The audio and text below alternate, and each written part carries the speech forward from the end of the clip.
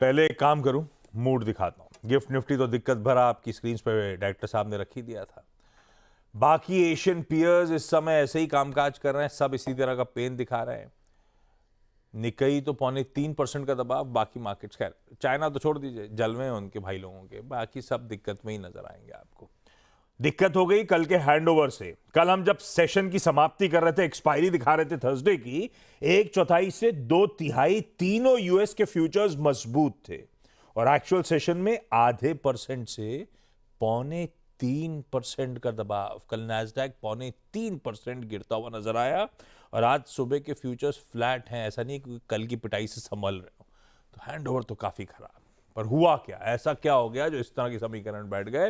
हरमाज, good morning, कैसा mood? Good morning आशीष। Mood तो आपने बता ही दिया है कैसा है, बेहद ख़राब है। और हुआ बहुत कुछ है, क्योंकि अब ये जो सारे ट्रम्प ट्रेड सेंटिमेंट वगैरह जो है, ये सारे अब थोड़ी रियलिटी सेट इन हो रही है अमेरिकी बाज़ारों के लिए भी, कि ये सारे टैरिफ वॉर्स जो है वो अमेरिका के लिए भी नुकसानकारक ही है। कोई ऐसा बड़ा फ़ायदा उन्होंने होना नहीं है, तो वो एक बड़ा फैक्टर था। मगर नैस्डैक में जो कल गिरावट देखने मिली, 550 पॉइंट की गिरावट हमें नैस्डैक में देखी।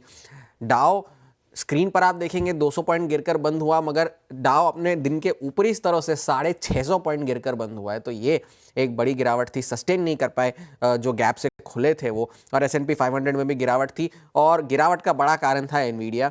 कल भी हम ये बात कर रहे थे कि अच्छे नतीजे अब बाजार को अच्छे नहीं लगते। आपको अब हर क्वार्टर में एक एक्सेप्शनल परफॉर्मेंस देनी होगी, तब जाकर बाजार थोड़ा सा संभला हुआ रहेगा। कल भी आफ्टर आवर्स में शेयर 1.5% गिरकर बंद हुआ था, और रेगुलर ट्रेडिंग में कल रात जो है 8.5% की गिरावट हमें देखने मिली। 5 महीने के सबसे निचले स्तर पर जाकर एनवीडिया बंद हुआ है, और अब 3 ट्रिलियन का मार्केट कैप एनवीडिया का नहीं रहा। अब सिर्फ एप्पल इकलौता स्टॉक है जिसका 3 ट्रिलियन से ज़्यादा मार्केट कैप है। दूसरा बड़ा फैक्टर ये था कि डोनाल्ड ट्रंप की कल हम बात कर रहे थे कि ये कंफ्यूजन थोड़ा सा क्रिएट कर रहे हैं, उस पर क्लैरिटी आ गई है कि जो टैरिफ लगने थे वो अब 4 मार्च से ही लगेंगे। कनाडा और मेक्सिको पर जो 25% लगने हैं, और चीन पर अतिरिक्त 10% टैरिफ लगने हैं। जो फरवरी में उन्होंने लगाए थे वो तो लगे ही रहेंगे, अब 4 मार्च से और 10% चीन के जो है इंपोर्ट्स पर टैरिफ लगना है। ट्रंप ने ये कहा कि जो फेंटेनिल की जो आयात हो रही है, कनाडा से स्मगलिंग हो रही है, वो अभी भी अनएक्सेप्टेबल लेवल्स पर है, और इस वजह से टैरिफ्स जो है वो अब लगाए जाएंगे। सिर्फ कनाडा से जो एनर्जी प्रोडक्ट्स आते हैं, जो तेल है, गैस है, उस पर सिर्फ 10% की टैरिफ लगेगी, उस पर जो है 25% नहीं लगेगा। और रेसिप्रोकल टैरिफ जो है वो 2 अप्रैल के टाइमलाइन से कायम है। तो अब ये सारे तारीखें हमें ध्यान में रखनी होंगी। 4 मार्च तो है ही, 12 मार्च को स्टील और एल्यूमिनियम पे टैरिफ लगने हैं। अब वो कैसे लगने हैं, कहाँ लगने हैं, उस पर क्लैरिटी अवेटेड है, और 2 अप्रैल की तो है ही। और इस टैरिफ अनाउंसमेंट के बाद जो डॉलर में गिरावट चल रही थी वो थोड़ी सी रिवर्स हो गई, 107 के पार निकल गया है डॉलर, तो उस पर नजर रखने की जरूरत है। और बाकी की सारी जो करेंसीज है, कनाडा की करेंसी हो लूनी, चाहे मेक्सिको का पेसो हो, ऑफशोर युआन हो, सभी में गिरावट हमें देखने मिली है डॉलर के मुकाबले। एक और फैक्टर ये था कि इकोनॉमिक डेटा जो आया जीडीपी का, वो अच्छा था, और उस वजह से भी ब्याज दरों में कटौती की जो उम्मीदें थी वो अब और कम होती जा रही है। क्योंकि अगर आपकी अर्थव्यवस्था मजबूत है तो आप जीडीपी की दरें जो आप ब्याज दरें क्यों काटेंगे। जीडीपी के रिवाइज्ड एस्टिमेट्स के हिसाब से 2.3% का ही फिगर आया है, कोई बदलाव नहीं है उसमें। इनिशियल जॉबलेस क्लेम्स भी अब अक्टूबर 2024 के सबसे ऊंचे स्तरों पर पहुंच चुके हैं।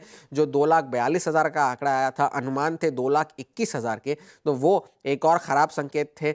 और American association of individual investors का एक सर्वे आया था, उसमें उनसे पूछा गया कि भाई अगले 6 महीने में आप बाजार को कहाँ देखते हैं। जिन लोगों ने हम बाजार को नीचे देखते हैं, ये पिछले सर्वे में जो आंकड़ा 40% था वो इस सर्वे में बढ़कर 60% हो गया है। ये उन्होंने कहा। सिर्फ अब 19% लोग ये मानते हैं कि 6 महीने में बाजार ऊपर होंगे, और 20% तो न्यूट्रल है। आज का बड़ा डेटा यह है कि पीसीई का इन्फ्लेशन का डेटा आना है, वहां पर नजर बनाए रखने की जरूरत है। और क्लीवलैंड फेड के जो अध्यक्ष है बेथ हैमक, उन्होंने ये कहा कि ब्याज दरें जो है अभी भी रिस्ट्रिक्टिव नहीं है, उन्हें अभी भी बनाए रखने हैं जहां है वो, या शायद बढ़ोतरी के संकेत दिए हैं उन्होंने, तो वो एक और खराब संकेत निकल कर आया। पीसीई का डेटा 7 महीने के निचले स्तरों पर आने की उम्मीद है, मगर उससे कोई बाजार को बड़ा फायदा या सेंटिमेंट में इंप्रूवमेंट तो नहीं होने वाला, क्योंकि अभी भी वो 2% के आंकड़े से तो ऊपर ही रहेगा। हैंगसेंग आज तो गिरावट के साथ कामकाज कर रहा है, मगर जो इन्फ्लोज आए हैं हैंगसेंग के लिए, वो ऑन रिकॉर्ड एक महीने में फरवरी के सेकंड हाईएस्ट ऑन रिकॉर्ड होने की उम्मीद है, क्योंकि $18 बिलियन के इन्फ्लोज हमें फरवरी के महीने में देखने मिले, वो भी सिर्फ मेनलैंड चाइना से। For the Hang Seng. और अलीबाबा, Xiaomi, टेंसेंट और वहाँ के सरकारी बैंकों में वहाँ के लोगों ने खरीदारी की है और इस महीने ही हैंगसेंग 17% ऊपर है। तो एक चाइना को अगर छोड़ दिया जाए तो बाकी सारे ग्लोबल बाजारों के लिए संकेत बहुत खराब है। डोनाल्ड ट्रंप पे नज़र बनाए रखने की ज़रूरत है, वो तो अब होगी ही अगले 4 साल, मगर टेक शेयर और हैंगसेंग और नैस्डैक ऑफ कोर्स यहाँ पे हैंड ओवर बहुत खराब है।